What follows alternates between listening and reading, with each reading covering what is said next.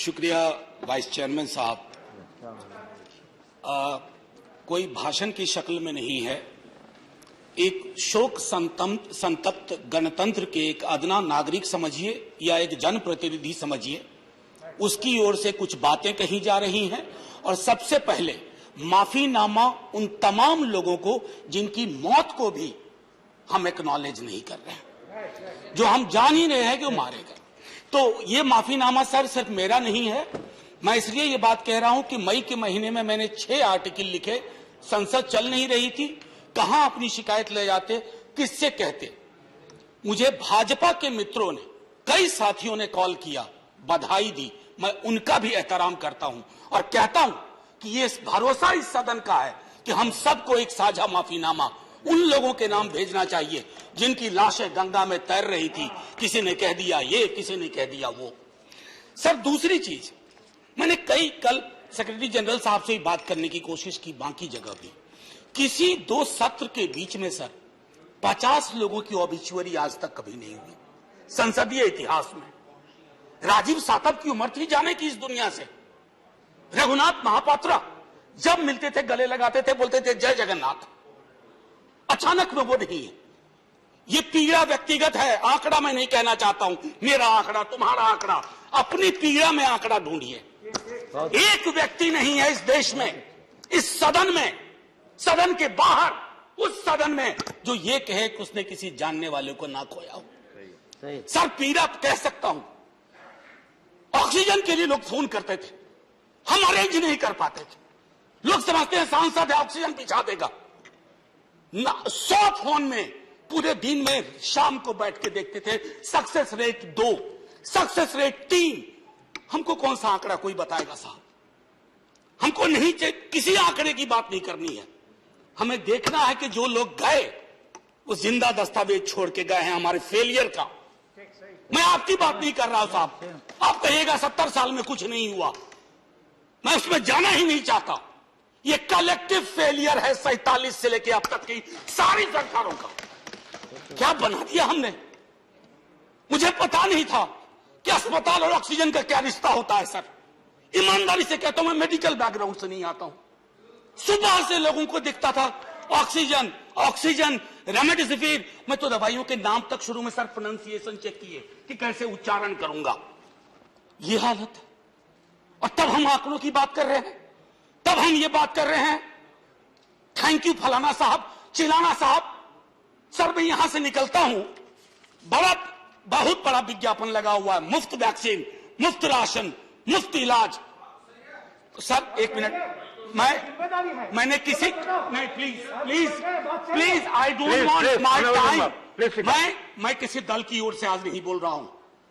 मैं दावे के साथ कहता हूं, मैं लाखों लोगों की ओर से बोल रहा हूं जो यहां बोलना चाहते हैं। अब मेरी बात सुनिए, आज शिकायत नहीं कर रहा हूं आपसे। ये वेलफेयर स्टेट है ना। एक साबुन की टिकिया अगर कोई गरीब गांव में खरीद रहा है ना सर, तो अडानी अंबानी के बराबर का करदाता है। आप उसको कह रहे हो मुफ्त वैक्सीन, मुफ्त इलाज, मुफ्त राशन। नहीं साहब, कुछ मुफ्त नहीं है, उसका स्टेट है। इस वेलफेयर स्टेट का कमिटमेंट है। उसको आप डिनाइग्रेट मत करिए, डेमोनाइज मत करिए, उसे बौना मत बनाइए। ये आग्रह है मेरा। सर मैं इससे पहले की कुछ और बातें कहूं, मेरे पास अभी वक्त है। सर इस कोरोना को मैं भी मानता हूं, मेरे पूर्व के वक्ता कुछ कह रहे थे, ये चैलेंज है हमारे लिए सर। बहुत बड़ी बड़ी बातें नए कानून की हो रही है। राइट टू हेल्थ की बात क्यों नहीं करते हम लोग? राइट टू हेल्थ, स्वास्थ्य का अधिकार, उसमें कोई किंतु परंतु लेकिन परंच नहीं। सीधे तौर पे स्वास्थ्य का अधिकार constitutionally guaranteed. Right to life के साथ लिंक करिए। किसी अस्पताल की मजाल नहीं होगी कि वो उस खिलवाड़ कर पाए उस राइट टू लाइफ का। करना नहीं चाहते। राइट टू वर्क, उस पर काम करिए। पॉपुलेशन को लेकर के बहुत बातें हो रही हैं साहब। डेमोग्राफी को, डेमोग्राफर्स को छोड़ दीजिए, बड़ा संश्लिष्ट विज्ञान है, लेकिन ये हम कर सकते हैं इस सदन और उस सदन में। Right to life, right to work पर लेजिस्लेशन लाइए ताकि कोई आपदा आए। अभी तो हमारे लीडर ऑफ हाउस नहीं है, नए बने हैं। उनसे मैं कहता, जब वो रेल मंत्री थे, हॉस्पिटैलिटी सेक्टर के लोगों को निकाल दिया गया इसी कोरोना काल में। मैंने लगातार आवाज उठाई, कोई सुनने वाला नहीं है सर, कोई नहीं सुन रहा। अगर आप सांसद की नहीं सुन रहे हैं तो जो छोटे अदना संविदा वाले नौकरी से निकाले गए उसकी कौन सुनेगा सर। एक और अद्भुत चीज हुई इसी कोरोना के दौरान, माननीय उपसभापति महोदय, जब हाहाकार मचा हुआ था हॉस्पिटल के लिए, आईसीयू बेड्स के लिए, दवाइयों के लिए, यह हाहाकार जब मचा हुआ था, उस दौर में सर कई चीजें हुई, जिसमें से एक जो महत्वपूर्ण चीज मैं जिसका जिक्र करूंगा, उस हाहाकार में सरकारें, मैं सिर्फ केंद्र को नहीं कह रहा हूं, कई राज्य सरकारें भी नदारद थी। वो 1.5 महीना कैसे बिताया है इस मुल्क ने। हमारे सदन के कोई लोग बड़ी मुश्किल से बच के आए हैं, मैं नाम नहीं लूंगा। पूरे देश ने वो वक्त कैसे बिताया है, नाइटमेयर की तरह लगता है सर, डरावना लगता है। एक मेरा स्टूडेंट पढ़ा है, वह 37 साल का, हॉस्पिटल का बेड जब तक मैंने अरेंज किया वो दुनिया छोड़ के जा चुका था।